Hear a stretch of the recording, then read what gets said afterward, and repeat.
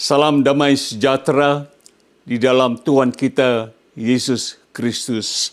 Ya, kami dari Great Commission Gospel Ministry atau dalam bahasa Indonesia pelayanan Injil Amanat Agung.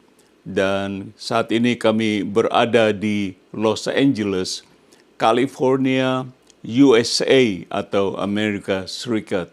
Dan nama saya ialah Pendeta Cornelius Ritial. Ya, sekali lagi Bapak Ibu Saudaraku, kita semua akan mendengar firman Tuhan hari ini.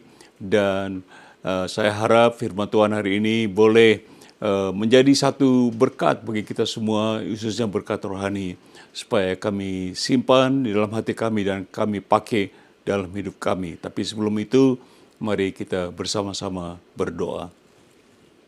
Bapa dalam surga, terima kasih atas hari ini, hari yang baru Engkau berikan kepada kami. Tolong rubah hati kami, berikan hati kami yang baru, khususnya juga roh kami yang baru Tuhan. Supaya kami boleh menyembah-Mu bukan dengan mulut kami, tapi kami menyembah-Mu dengan hati kami yang murni, karena sudah disucikan oleh darah-Mu yang kudus. Tolong hamba, penuhi hamba dengan roh kudus-Mu untuk berbicara tentang firman-Mu, supaya melalui pimpinan Roh Kudus, firman-Mu menjadi jelas bagi kami semua. Terima kasih Bapa, terima kasih Roh Kudus. Di dalam nama Tuhan Yesus Kristus, hamba telah berdoa. Semua kita katakan, Amin. Amin. Nah, saudaraku, saya ada note ya, saya taruh seperti ini notenya. Banyak kita orang Kristen yang memiliki perbedaan pendapat atau kepercayaan yang agak berbeda gitu terhadap Tuhan, atau khususnya juga terhadap pengajaran firman Tuhan.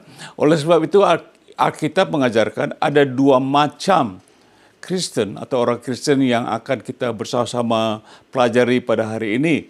Karena berbedaan pendapat, sebab itu kita akan belajar, yaitu judulnya dua macam orang Kristen. Dua macam orang Kristen. Two kind of Christians. Two kind of Christian. Kita akan masuk pada poin nomor 1, yaitu Kristen dewasa. Kristen dewasa, mature Christian. Mature Christian. Kita akan lihat dari buku 1 Korintus, pasal 2 ayat 15 bagian A saja. Ini Paulus berkata, tetapi manusia rohani, nah saudara tahu manusia rohani berarti Kristen rohani atau dewasa secara rohani. Dia menilai segala sesuatu, manusia rohani menilai segala sesuatu. Artinya dia menilai segala sesuatu dari kacamata rohaninya. Bukan secara kemampuan daging atau hikmat manusia. Dan seperti kita tahu bahwa hikmat manusia adalah kebodohan bagi Tuhan. Coba kita baca 1 Korintus 2 ayat 13. Dikatakan oleh Paulus juga, dan karena kami menafsirkan hal-hal rohani kepada mereka yang mempunyai Roh Kudus, kami berkata-kata tentang karunia-karunia Allah dengan perkataan yang bukan, katakan bukan, yang bukan diajarkan kepada kami oleh apa? Hikmat manusia. Seperti saya katakan tadi, hikmat manusia adalah kebodohan. Paulus kan tetapi oleh Roh, yaitu Roh Kudus. Coba notis saya taruh seperti ini. Mengapa Paulus mengatakan Roh Kudus? Karena Roh Kuduslah yang telah diutus sebagai pengajar untuk membawa atau memimpin kita, orang percaya, kepada segala kebenaran. Artinya tanpa Roh Kudus, kita tidak akan pernah sanggup mengenal kebenaran. Betul? Amin. Jadi tanpa Roh Kudus kita tidak akan sanggup, tidak bisa. Biar saudara belajar Alkitab sebaik sehebat saudara punya sekolah teologi yang setinggi apapun, kalau tanpa dipimpin oleh Roh Kudus, kita tidak akan dibawa ke kebenaran. Makanya kita lihat banyak orang sering berdebat gitu ya tentang Alkitab. Coba baca Yohanes 14 ayat 17. Nah, ini perkataan Tuhan Yesus, yaitu Roh kebenaran atau Roh Kudus. Dunia tidak dapat menerima Dia sebab dunia tidak melihat Dia dan tidak mengenal Dia. Tetapi kamu mengenal Dia sebab Ia menyertai kamu dan akan diam di dalam kamu. Jadi Roh Kudus diutus untuk datang ke dunia ini untuk memperkenalkan kebenaran, dan juga Tuhan Yesus katakan dia akan diam di dalam kamu. Coba kita baca pertama Korintus 3 ayat 16. Paulus berkata seperti ini, tidak tahukah kamu bahwa kamu adalah apa? Bait Allah, dan bahwa apa? Roh Allah, yaitu Roh Kudus, diam di dalam kamu. Jadi tadi Tuhan Yesus katakan Roh Kudus akan diam dalam kamu. Paulus katakan kalau kita sudah menerima Tuhan Yesus Kristus sebagai Tuhan dan Juru Selamat, Roh Kudus akan diam karena tubuh kita menjadi jadi rumah bait Allah. Coba kita baca Yohanes 16 ayat 13 mengatakan seperti ini. 13 ayat, tetapi apabila ia datang, ini Tuhan Yesus berbicara, ia yaitu Roh Kudus, yaitu Roh kebenaran, Roh Kudus, ia akan apa? Memimpin kamu ke dalam seluruh artinya berapa persen? 100%. Jadi Roh Kudus akan datang, dia akan memimpin kita kepada seluruh kebenaran, bukan separuh, bukan 75%, bukan 90%, tapi 100% kebenaran. Tanpa pimpin Roh Kudus, kita tidak akan pernah mengenal atau mengetahui apa itu kebenaran. Itu 100%. Jadi saudara, saya katakan tadi, kalau kita tanpa hidup kita dipimpin oleh Roh Kudus, kita tidak akan mengenal, mungkin kita kenal separuh kebenaran, 90%. Tapi Tuhan Yesus katakan seluruh, yaitu 100% kebenaran. Coba kita baca Yohanes 8, ayat 32 dan 36. Ini Tuhan Yesus berbicara, dan kamu akan mengetahui atau mengenal apa? Kebenaran, dan kebenaran itu akan memerdekakan kamu. Sebab ayat 36 dikatakan seperti ini. Jadi apabila anak itu, yaitu Yesus, memerdekakan kamu, maka kamu pun akan apa? Benar-benar merdeka. Amin. Tepuk tangan buat Tuhan Yesus, dia akan membuat kita merdeka. Nah, masalahnya merdeka dari apa? Merdeka dari utang, merdeka dari apa? Ya, segala kejahatan. Merdeka dari apa? Coba kita baca Roma 8 ayat 2, Paulus mengatakan, Roh atau Roh Kudus yang memberi hidup telah apa? Memerdekakan. Tadi Tuhan Yesus katakan akan memerdekakan, sekarang telah memerdekakan kamu dalam siapa? Kristus. Dari apa? Hukum dosa dan hukum maut. Jadi di sini kita tahu bahwa kita dimerdekakan dari hukum dosa dan hukum maut, bukan dari utang, saudaraku. Jadi kita dimerdekakan dari hukuman karena dosa, yaitu hukum maut. Jadi tanpa pertolongan Roh Kudus, hidup kekristenan kita sangat apa? Sia-sia belaka. Jadi pentingnya maka saudara dan saya, hidup kita dipimpin atau dipenuhi oleh Roh Kudus. Kalau tidak, kita tidak akan merdeka dari segala hukum dosa dan hukum maut. Dan saya sebagai orang Kristen, saya tidak mau dihukum masuk hukum maut. Ya karena upah dosa ialah apa? Maut. Itu terpisah dari Allah selama-lamanya. Coba kita baca notnya seperti ini. Notnya mengatakan, jadi Alkitab mengajarkan bahwa ada orang Kristen dewasa rohani. Yang tadi kita ada orang rohani yang dipimpin oleh Roh Kudus. Yaitu mereka yang hidup sama sekali tidak bergantung kepada hikmat dan pengetahuan mereka sendiri, tetapi bergantung kepada hikmat dan pimpinan kuasa siapa? Roh Kudus. Jadi seperti saya katakan, biar kita tahu semua Alkitab dari ujung Kejadian sampai Wahyu, baca. Dan kalau tanpa Roh Kudus, kita mempunyai hikmat manusia. Harus dipimpin oleh Roh Kudus supaya dia akan membawa kita kepada seluruh kebenaran. Saudara pernah baca Alkitab tidak mengerti? Wah, saya tidak mengerti.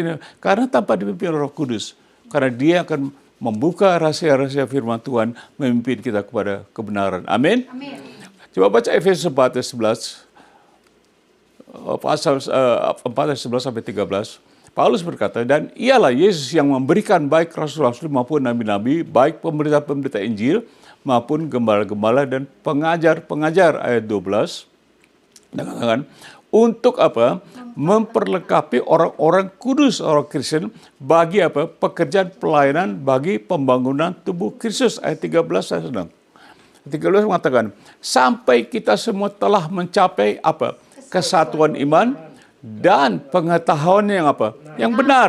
Ingat, Roh Kudus bawa kita kepada apa? Kebenaran tentang anak Allah. Nah, ini baca yang baik. kedewasaan penuh. Artinya kedewasaan sebagai orang Kristen. Kita menjadi orang Kristen yang dewasa. Kita harus dipimpin oleh Roh Kudus. Kedewasaan penuh dan tingkat apa? Pertumbuhan. Oleh sebab itu kita sebagai orang Kristen dewasa, kita perlu bertumbuh pengetahuan dan iman kita yang sesuai dengan apa? Kepenuhan Kristus. Nah, itulah orang Kristen yang rohani, betul? Kita dipenuhi dewasa, pengetahuan yang benar, kedewasaan penuh dan bertumbuh dalam kepenuhan Kristus. Sangat perlu, saudaraku, kita bertumbuh dengan kepenuhan siapa? Kristus. Orang Kristen, kalau tidak dipimpin oleh Kristus, tidak ada kepenuhan orang Kristen, dia tidak bisa menjadi orang Kristen yang dewasa. Nggak bisa. Jadi kita harus menjadi Kristen yang dewasa. Jadi makanya saya akan ajarkan tadi poin 1 ialah Kristen dewasa. Kita sudah belajar. Sekarang poin kedua, kita masuk poin kedua yaitu Kristen bayi. Kristen bayi, baby Kristen. Coba kita lihat note seperti saya tulis ini. Kristen bayi bukan berarti bahwa orang ini benar-benar adalah seorang bayi secara tubuh, bukan bayi, bukan itu. Akhirnya tidak mengatakan bayi itu, tetapi bayi rohani yang sama sekali belum atau sengaja tidak mau bertumbuh. Kita tadi pelajari tentang bertumbuh menjadi seorang Kristen yang dewasa rohani. Jadi ada yang betul belum, ada juga betul sengaja tidak mau. Tetapi menjadi Kristen dengan sifat-sifat duniawi dalam hidupnya. Orang Kristen tapi hidup dengan sifat-sifat duniawi dalam hidupnya. Coba baca pertama Korintus 3 ayat 1-3. Paulus berkata, dan aku, yaitu Rasul Paulus, saudara-saudara, pada waktu itu tidak dapat berbicara dengan kamu seperti dengan apa? Manusia rohani. Ingat, kita poin nomor 1 yaitu manusia rohani, manusia dewasa secara rohani. Tetapi hanya dengan manusia duniawi yang apa? Belum dewasa dalam Kristus. Saudara, ingat kata-kata yang belum dewasa dalam Kristus berarti dia orang Kristen. Orang Kristen belum dewasa, masih bayi. Oke, ayat kedua mengatakan seperti ini. Susulah yang kuberikan kepadamu bukanlah makanan keras, sebab kamu belum dapat menerimanya. Dan sekarang pun kamu belum dapat menerimanya. Jadi susu di sini melambangkan bahwa masih diajarkan yang ringan-ringan gitu. Diajarkan berkat. Oh, kamu diterima berkat. Semuanya tentang berkat. Kita maunya bayi yang maunya kan bahasa Jakarta bila dijejelin, diumpanin terus. Tidak mau. Jadi maunya yang ringan-ringan. Coba kamu kasih makan bayi, kasih makan yang makanan keras, nggak bisa. Jadi firman yang ringan-ringan gitu. Yang jangan menyinggung hati. Misal saya sering berubah orang bilang saya radikal katanya. Firman yang enteng begitu. Kalau anugerah keselamatan pun juga keselamatan yang enteng. Tidak boleh, saya harus bertobat, tidak bisa, gampang. Coba baca ayat 3-nya. Karena kamu masih apa? Manusia duniawi. Sebab jika di antara kamu ada yang iri hati, ada yang iri hati, di gereja banyak tidak iri hati. Ada perselisihan, bukankah hal itu menunjukkan bahwa kamu masih manusia duniawi dan bahwa kamu hidup secara manusiawi. Jadi orang Kristen tapi masih bayi dan hidupnya tidak secara rohani tetapi secara manusiawi, artinya dengan hawa nafsu daging manusia. Coba saya taruh note seperti ini. Anda mengatakan, kalau boleh saya katakan bahwa orang-orang bayi Kristen ini lah yang menjadi apa? Batu sandungan bagi orang yang tidak percaya. Istilahnya seperti nila setitik merusak susu sebelanga. Dan mereka hidup berkomunitas bersama orang Kristen rohani, bahkan mereka berkumpul dengan Kristen rohani di dalam apa? Ibadah gereja. Tetapi apakah mereka selamat? Nah, kita bertanya, Pak Ritio, selamat nggak tidak orang bayi Kristen ini? Walaupun mereka hidup dalam masalah duniawi. Tapi saya ke belakang sedikit, saudaraku. Nah, kita di dalam Kristen, ini orang-orang yang bikin masalah di dalam gereja kita, orang-orang yang menimbulkan segala pertikaian, perdebatan, tadi dikatakan iri hati, perselisihan. Ini orang-orang yang belum bertumbuh dalam Kristen. Orang-orang yang masih bayi Kristen. mereka berkumpul dan kita di dalam komunitas dan kegerjaan, dan mereka inilah orang-orang yang merusak ibadah, merusak persekutuan rohani. Bukan saya katakan merusak sengaja, tapi dengan sifat mereka. Ada yang iri, ada yang maunya berkelahi. Kalau mulutnya keluar ABC semua, kalau sudah marah. Ini orang-orang yang baik rohani, tapi Kristen. Tapi dia masih baik. Coba note selanjutnya saya taruh seperti ini. Yes, mereka selamat. Orang-orang ini selamat. Jangan dipikir mereka Kristen tidak bersifat rohani, tidak selamat. Karena Paulus katakan di ayat 1 tadi, ayatnya kita baca, manusia yang belum dewasa dalam Kristus. Kalau dia di dalam Kristus, berarti dia orang Kristen, betul tidak? Artinya Kristen yang belum bertumbuh menjadi Kristen dewasa rohani, betul. Tetapi Kristen masih bersifat duniawi, atau Paulus sebutkan manusia apa? Duniawi. Kristen. Coba Paulus menulis di ayat berikutnya, kita baca ini jelas, 1 Korintus 3 ayat 11 sampai 15. Karena tidak ada seorang pun yang dapat meletakkan dasar lain daripada dasar yaitu fondasi yang telah dikatakan telah artinya sudah ditaruh dalam hidup seorang. Ini loh sudah ditaruh fondasinya, diletakkan, yaitu siapa?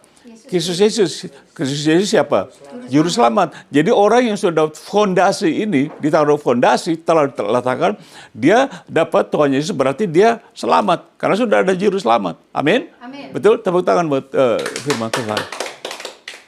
Ayat 12 dengan cepat. Entahlah orang membangun di atas dasar ini, yaitu Yesus Kristus, dengan emas, perak, atau batu permata, kayu, rumput kering, atau jerami. Ayat 13 mengatakan, sekali kelak pekerjaan masing-masing orang akan nampak, karena hari Tuhan, yaitu hari kedatangan Tuhan, akan menyatakannya. Sebab ia akan nampak dengan api. Dan bagaimana pekerjaan, katakan pekerjaan, bukan keselamatan. Paulus tidak berbicara soal keselamatan. Dan bagaimana pekerjaan, bukan keselamatan. Masing-masing orang akan diuji oleh api itu. Api memurnikan apa? Iman kita. Jadi yang diuji pekerjaannya, bukan keselamatannya. Saudara jelas. Firman Tuhan berkata, dan bagaimana pekerjaannya, bukan keselamatan, masing-masing orang akan diuji. Coba 14 mengatakan seperti ini. Jika pekerjaannya, bukan keselamatannya, jika pekerjaan yang dibangun seseorang tahan uji, ia akan mendapat apa? Upah, bukan mendapatkan keselamatan. Karena apa? Dia sudah selamat. Ngerti ya? Mengerti? Jadi Paulus dengan jelas mengatakan, Paulus sama sekali pada ayat ini tidak berbicara soal orang yang belum diselamatkan. Orang yang sudah diselamatkan. Sebab pekerjaannya diuji. Sebab ayat 15-nya berkata seperti ini jelas sekali. Jika pekerjaannya, nah bukan keselamatannya, jika pekerjaannya terbakar, ia akan menderita kerugian. Tetapi ia sendiri akan apa? Diselamatkan. Masuk kemana? Ke surga. Orang diselamatkan masuk surga. Tetapi seperti artinya seolah-olah dia dari dalam api. Ya, ini bukan api neraka, karena ujian tadi. Ujian dengan api. Jadi saudara jangan menyatakan, wah ini orang udah baik pasti dia nggak selamat. Kalau sudah ada fondasi, sudah terima Tuhan Yesus, ada selamat. Saya belajar 53 tahun yang lalu, yaitu dalam hidup kita dari lingkaran, di mana ada tahta di hati kita. Nah, kadang kita taruh Roh Kudus di atas tahta atau Tuhan Yesus, kita taruh ego kita di bawah. Tapi manusia duniawi, dia taruh egonya di atas apa? Tahta aja. Makanya dia suka berantem, dia suka ini, tahtanya dia egonya, Tuhan Yesusnya di bawah kolong tahta. Tuhan Yesus di bawah. Seperti itu. Saya belajar, saya tahu ini pasti. Oke. Nah, kita baca notulen seperti ini. Saya taruh. Jadi Alkitab sama sekali tidak mengajarkan bahwa seorang Kristen yang telah memiliki fondasi yaitu Yesus Kristus akan apa? Kehilangan keselamatannya. Amin. Karena Paulus tidak mengajarkan orang ini akan kehilangan keselamatan. Orang ini akan selamat. Seolah-olah dia dirampas dari dalam api. Ya begitu ya. Amin. Jadi dia akan selamat masuk surga. Jadi bayi Kristen, sekali saya katakan, menurut Alkitab, bukan menurut saya. Menurut Alkitab, bayi Kristen, orang yang masih hidup secara manusiawi, akan diselamatkan. tapi tidak akan dapat upah. Amin. Karena kebakar semua pekerjaannya. Dia berbuatan baiknya apa saja kebakar semua habis. Jadi masuk surga gigit jari. Nggak ada upah. Kita yang lain dapat upah. Amin. Nah, dengan itu kita masuk poin nomor 3, poin terakhir. Kita ada 3 poin. Yaitu bagaimana bertumbuh. Bagaimana kita bertumbuh. How to grow. Ya bertanya kan. I like to grow. Saya mau bertumbuh. Bagaimana bertumbuh? Coba kita note dulu. Saya taruh seperti ini. Apakah Alkitab mengajarkan bagaimana caranya kita bertumbuh? Ya, betul. Alkitab mengajarkan bagaimana kita bertumbuh menjadi Kristen dewasa. Asalkan kita sungguh-sungguh mau bertumbuh. Dan tidak tinggal dalam tetap menjadi Kristen kanak-kanak. Ya, bayi kanak-kanak. Jadi asal saudara mau bertumbuh, ada pilihan. Bukan Tuhan yang suruh kita ini loh. Jadi Tuhan tidak membuat kita jadi dewasa, kita memilih menjadi dewasa. Amin. Kadang orang yang baru terima Tuhan Yesus, istilahnya baru lahir. Saya seorang penginjil, saya tahu ini. Baru lahir, baru terima Tuhan Yesus, dia masih bayi. Bayi harus dikasih makan. Kita harus layani dengan firman Tuhan, makan rohani dikasih. Kalau tidak, bayi ini dilempar jadi kasihan.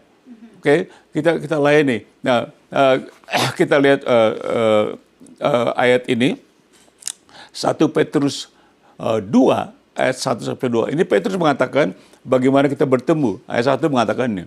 Karena itu katakannya bahasa keras. Buanglah. Buanglah artinya kita yang membuang, bukan Tuhan, betul? Petrus katakan buanglah segala, katakan segala kejahatan. Segala apa? Tipu muslihat. Dan segala macam apa? Kemunafikan.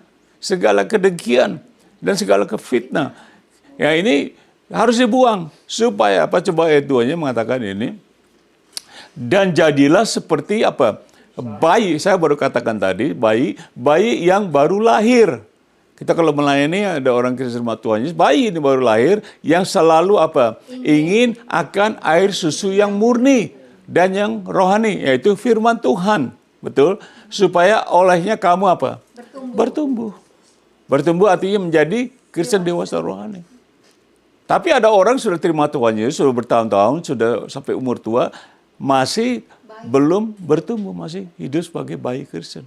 Ya kita lihat. Amin. Nah, saya katakan, ini firman Tuhan yang mengajar Bapak Ibu. Ada yang rohani, ada yang baik. Coba notis saya taruh seperti ini. Jadi untuk bertumbuh menjadi Kristen dewasa, kita harus membuang segala jenis kejahatan apapun, termasuk segala tipe muslihat. Nah kita manusia, saya sering pelayanan, saya katakan, kapan terakhir kita ingat kita tidak berbohong? Orang diam semua. Kapan Anda ingat tidak berbohongnya? Kita buang segala tipu muslihat, segala macam kemunafikan apalagi. Kedengkian, fitnah. Kalau ke gereja, mukanya kayak malaikat. Begitu keluar dari pintu gereja, mukanya bukan malaikat lagi. Ya, betul ya, itu saudara tahu. Kita buang dan sebagainya. Dan bukan saja kita membuang segala kejahatan, tetapi kita harus apa? Menjauhi kejahatan. Bukan udah dibuang, kita harus menjauhi kejahatan. Kenapa kita menjauhi? Paulus katakan ini 1 Tesalonika 5 ayat 22. Ini Paulus tulis, jauhkanlah dirimu apa? Dari apa? Segala jenis kejahatan. Ini Paulus berkata, jauhkanlah dirimu dari segala jenis kejahatan. Jadi kita sudah buang semua ini, kita sudah lempar, kita sudah anggap sampah, kita sekarang jauhi. Saya tulis, Paulus tahu apa itu kejahatan, betul tidak? Karena dia pernah menjadi penganiaya jemaat Kristus, dia tahu. Dia buang sebagai sampah, saya katakan tadi. Dia jauhi, dia sudah sampah nggak berlaku. Coba kita baca noten seperti ini. Artinya kalau kita menjauhi kejahatan, maka kita tidak akan mendapat kesempatan untuk melakukan kejahatan, betul? Karena jauh, tetapi belum tentu. Belum tentu nih. Dengan melayani Tuhan, kita tidak berbuat kejahatan. Belum tentu. Wah, saya sudah melayani Tuhan, saya ini. Belum tentu, saudaraku.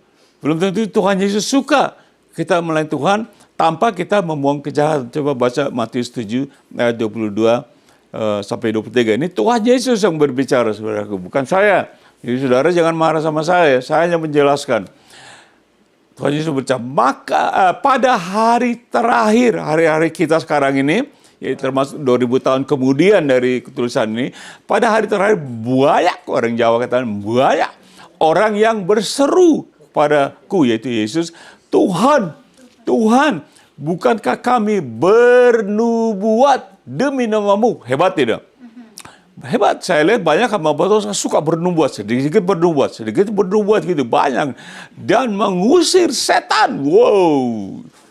Demi namamu. Tuhan Yesus. Berarti mereka ini hamba Tuhan. Usir setan. Wah, luar biasa ini orang-orang. Ya tidak? Kita lihatnya hebat ini. Hebat ini. Dan mengadakan banyak mujizat demi namamu. Jadi hari-hari terakhir ini bisa sekarang 2000 tahun kemudian kita lihat sekarang ini banyak orang-orang yang kita sebut orang-orang yang melakukan segala hal yang aneh-aneh begitu bagi saya, aneh-aneh. Karena tahun 23 ini kita lihat. Pada waktu itulah aku, Yesus ya, aku berterus terang. Nah, saya tanya, kalau Tuhan Yesus berkata aku berterus terang, dia berterus terang tidak? Ini tidak ada tipu dalam mulutnya. Aku berterus terang kepada mereka, orang-orang tadi, dan berkata, aku itu Yesus apa? Tidak pernah mengenal kamu. Wow, makanya saya katakan tadi, ini orang mengenal Tuhan Yesus bisa berbuat kejahatan, berlain Tuhan Yesus. Tuhan Yesus bilang, saya nggak kenal kamu. Itu nggak kenal, oke lah, cukup lah. Tapi dia bilang, jauhlah daripada aku. Artinya Tuhan Yesus bilang, you minggir. Saya nggak setuju dengan kalian, minggir aja. Mendingan gitu. Nah yang ketiga dia bilang apa? Kamu sekalian apa? Pembuat kejahatan. Makanya saya katakan tadi, kalau kita melayani Tuhan, belum tentu kita murni. Belum tentu kita bahkan menjadi Kristen. Belum tentu. Jangan saudara marah Pak Rito, kacau nih khotbahnya. Bukan saya, saudaraku. Baca Tuhan Yesus yang ngomong. Iya tidak? Kalau Tuhan Yesus bilang nggak kenal, enyah, pemujaan, berarti mereka bukan orang Kristen. Walaupun mereka mengusir setan, mereka bernubuat, mereka mujizat, di mata Tuhan Yesus, mereka ini bukan orang Kristen. Bayi pun tidak. Ini kita berbicara soal, dikatakan firman Tuhan, kita buang kejahatan yang sudah jadi Kristen. Inilah ada orang-orang yang memakai kejahatan dalam pelayanan mereka. Karena mereka tidak melakukan pelayanan sesuai dengan kehendak Bapa. Ayat sebelum kata, semua kehendak Bapa dalam pelayanan. Yaitu Bapa kirim kita Roh Kudus. Dan juga Tuhan Yesus memberitakan Injil. Ada tidak mereka memberitakan Injil? Tidak. Bernubuat, ini segala. Tidak ada mereka kata, oh kami memberitakan Injil dalam namamu. Oke, notis saya taruh seperti ini. Hampir selesai. Ini adalah orang-orang yang mengaku sebagai para hamba Yesus Kristus. Tapi mereka sama sekali tidak melayani sesuai dengan kehendak Bapa di surga. Baru saya katakan. Oleh sebab itu Yesus begitu marah. Marah tidak? Terhadap mereka. Bahkan dia mengatakan kalau dia tidak mengenal mereka. Bukan Tuhan Yesus tidak tahu mereka. Mereka tidak dikenal karena mereka bukan jadi dari grupnya Tuhan Yesus. Bukan dari orang-orang yang betul-betul dalam murid-murid Tuhan Yesus. Kelompok Tuhan Yesus. Mereka serigala berbulu apa? Domba. Pakai nama Tuhan. Akhir zaman ini banyak hamba Tuhan kita lihat di sosial media yang tadi hebat orang, pada akhirnya mereka menyangkal iman, berkompromi dengan iman mereka. Semua agama bagus katanya. Wah, kita kaget ya. Nah, saya tidak mau masuk ke situ. 1 Petrus 1 ayat 16 kita baca. Petrus mengatakan, sebab ada tertulis apa? Kuduslah kamu. Sebab aku kudus. Jadi kudus kamu. Tertulis nih. Udah ditulis. Kamu mesti kudus. Melayani Tuhan mesti hidup kudus. Buang segala kejahatan. Kita lempar. Kita masuk sujud dalam Tuhan. Tuhan kuduskan dengan darahmu. Kita menjadi hamba Tuhan yang dewasa. Kristen dewasa. Nah ini Petrus kata tertulis di Imamat 19 ayat 2 kita baca. Imamat 19 ayat 2. Berbicara kepada segenap jemaat Israel dan katakan kepada mereka apa? Kuduslah kamu sebab aku Tuhan Allahmu kudus. Jadi Petrus kata ada tertulis. Nah ini dituliskan kepada jemaat Israel di kitab Imamat. Kita baca notnya seperti ini. Secara manusia kita berpikir sangat sulit untuk kita hidup kudus, betul? Aduh, susah banget jadi kudus. Di hadapan Tuhan susah. Tetapi sebenarnya hidup dalam kekudusan itu bukan terserah Tuhan. Oh, Tuhan kuduskan, bukan terserah Tuhan. Tetapi terserah kita. Mau tidak. Kita mau tidak kudus. Mengaku dosa, dengan darah Yesus kita disucikan. Amin. Jadi terserah kita, seperti saya katakan tadi, kalau saudara menjadi dan saya menjadi Kristen dewasa, bukan terserah Tuhan, terserah kita mau tidak. Kita dosa lari, lempar semua Paulus kita baca, dan kita datang kepada Tuhan, mengaku dosa kita. Dengan itu darah Yesus menyucikan kita. Amin. Bukan terserah datang, oh kudus. Ya nggak bisa. Kita harus datang mengaku Tuhan Yesus sebagai Tuhan dan Juru Selamat kita. Amin, tepuk tangan buat Tuhan Yesus. Galatia 5:16 ini, 17-19 ini Paulus yang berbicara. Maksudnya ialah hiduplah oleh apa? Roh Kudus. Ini dia berbicara kepada jemaat. Jemaat Kristen di Galatia, hiduplah oleh Roh Kudus. Maka kamu tidak akan menuruti keinginan daging. Paulus pilihan sendiri ya tidak? Mau hidup pilihan. Coba ayat 17 mengatakan. Sebab keinginan daging berlawanan atau bermusuhan dengan keinginan Roh Kudus. Paulus berbicara. Dan keinginan roh berlawanan dengan keinginan daging.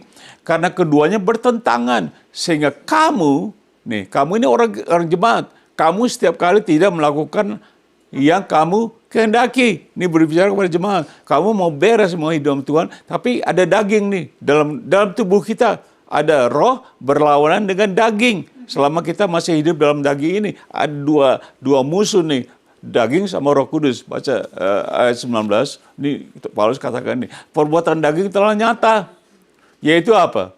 Percabulan. Ada percabulan berarti antara jemaat, kecemaran, hawa nafsu, terus 20 jangan cepat, penyembahan berhala. Masih ada orang-orang ini yang lahir dari Tuhan, mereka mulai sembah-sembah segala macam, ada sihir, perseteruan, perselisihan, ada iri hati. Dikatakan tadi bayi rohani, iri hati. Ada amarah. Saya sudah bilang, pulang gereja langsung ABC-nya keluar begitu ya. Kepentingan diri sendiri, egois, bercederaan, roh pemecah. 21. Dikatakan begini oleh Paulus, kedengkian, kemabukan, pesta pora, dan sebagainya. Nah kita orang Kristen mau Natalan, mau ulang tahun siapa, masih mabuk. Masih minum-minum. Nah, Paulus bilang, buang ini semua. Dengkian buang. Pesta pora, jauhi. Kita ditugaskan untuk memberitakan Injil. Bukan pesta pora. Bukan mabok-mabok. Bukan segala macam. Bukan marah-marah, kedengkian. Kalau kita bertumbuh, pilihan kita, saudaraku. Amin. Pilihan Anda dan saya. Untuk kita bertumbuh dalam Tuhan, menjadi orang Kristen dewasa. Makan makanan rohani. Baca Alkitab, pelajari Alkitab. Dan kita hidup dengan Alkitab. Amin? Amin. Coba saya taruh seperti ini notnya. Jadi betapa buruknya hidup ini jikalau kita tidak mau bertumbuh. Kita pelajari menjadi Kristen rohani dewasa. Dan terus menerus hidup menjadi bayi Kristen. Yang bersifat apa? Duniawi dengan segala hawa nafsu kedagingan. Banyak nggak? Saya lihat, bukan saya menuduh saudaraku. Saya mengajar. Saya menghimbau supaya kita semua lepaskan semua itu, kita menjadi besar, bertumbuh secara rohani, menjadi Kristen dewasa. Amin. Aplikasi seperti apa selesai? Kita taruh seperti aplikasi. Apakah kita masih hidup sebagai orang Kristen duniawi dengan segala hawa nafsu kedagingan kita? Anda tahu, saya tahu. Anda bisa jawab sendiri, saya tidak usah jelaskan. Kita masih, inilah segala yang baru kita baca tadi, Paulus katakan, iri hati segala. Sebaik kedua, kesimpulannya, apakah kita mau bertumbuh menjadi orang Kristen rohani atau dewasa yang hidup dipenuhi dengan semua apa? Buah-buah rohani. Tadi Galatia 5:22-23, Anda bisa baca sendiri di rumah. Nah, ketiga, katakan, apakah hidup kita sedang dipakai Yesus Kristus sebagai saksi-saksinya atau tidak dikenal olehnya, bahkan dia mengatakan kamu sekalian yang apa? Berbuat kejahatan. Kita baca tadi. Kalau kita menjadi saksi Kristus, yang dikenal dong sama Tuhan Yesus. Jangan sampai kita lagi bersaksi, begini-begini. Tuhan Yesus bilang, oh kamu berbuat kejahatan. Sakit hati dong kita. Oh Yesus, saya udah buat ini bertahun-tahun. Iya, saya tahu kau bertahun-tahun, tapi kamu masih belum betul-betul menjadi orang Kristen begitu. Nah, jadi saudara, saya harap firman Tuhan hari ini boleh menghimbau, boleh menolong kita untuk bertumbuh menjadi orang Kristen yang dewasa. Amin. Nah, kata penutup saya taruh seperti ini. Apakah kita mau menjadi Kristen rohani, dewasa, atau bayi Kristen? Pilihan sendiri. Apakah kita mau menjadi Kristen rohani? Ya, semua orang mau ya. Tapi tadi kita harus buang semua kejahatan. Atau kita mau tinggal menjadi bayi rohani. Amin? Amin, saudara. Mari kita tepuk tangan kepada firman yang begitu baik bagi saya untuk kita pakai dalam hidup kita sehari-hari. Saya akan berdoa dengan kalian sekalian. Mungkin kalian pikir, oh Pak Aditya, oke, saya sudah dengar. Saya mau bertumbuh, Pak. Saya mau dipakai oleh Tuhan luar biasa. Saya mau menjadi orang Kristen yang sungguh dewasa, yang mengerti segala keadaan hidup sebagai Kristen yang sesungguhnya. Saya akan berdoa dengan kalian. Dan kalian ikuti doa saya dalam hati, dan saya akan berdoa seperti ini. Mari kita semua berdoa. Bapa di surga, terima kasih atas firman-Mu yang telah menolong kami untuk mengerti bagaimana kami bisa bertumbuh menjadi Kristen yang rohani, yang dewasa, yang mengenal akan Tuhan Yesus melalui Roh Kudus-Mu, mengenal segala kebenaran melalui Roh Kudus yang datang memimpin kami dalam kebenaran. Nah, saudara berdoa bersama saya. Tuhan Yesus, ampuni saya. Kalau saya belum bertumbuh, sucikan saya dari segala dosa-dosa saya, dari kuasa daging saya. Ampuni saya. Rubah hidup saya menjadi sesuai dengan kehendak-Mu. Dan kalau saya belum yakin, saya menjadi seorang Kristen, saya menerima Engkau sebagai Tuhan dan Juru Selamat saya. Terima kasih Tuhan Yesus. Di dalam nama-Mu, aku telah berdoa. Semua katakan, amin. Kalau saudara berdoa seperti itu, saya percaya saudara akan bertumbuh menjadi orang Kristen dewasa. Amin. Nah, kita akan tutup ibadah ini. Mari kita angkat tangan kita, terima berkat dari Tuhan. Kiranya Bapa di surga, dengan kasih-Nya, kasih yang agape, dan kasih yang selamanya, segala anugerah dari Yesus Kristus, Tuhan dan Juru Selamat, dan kekasih jiwa kita, dan kiranya persekutuan dan kuat kuasa di dalam Roh Kudus menyertai kita sekalian dari sekarang sampai selama-lamanya, dan kiranya damai sejahtera Kristus memerintah di dalam hati kita dari sekarang sampai Maranatha, Tuhan Yesus datang kembali yang kedua kalinya. Di dalam nama-Nya kami telah berdoa. Semua katakan amin. Terima kasih Bapak Ibu Saudaraku. Sampai kita berjumpa lagi di akan yang datang. Goodbye. God bless you.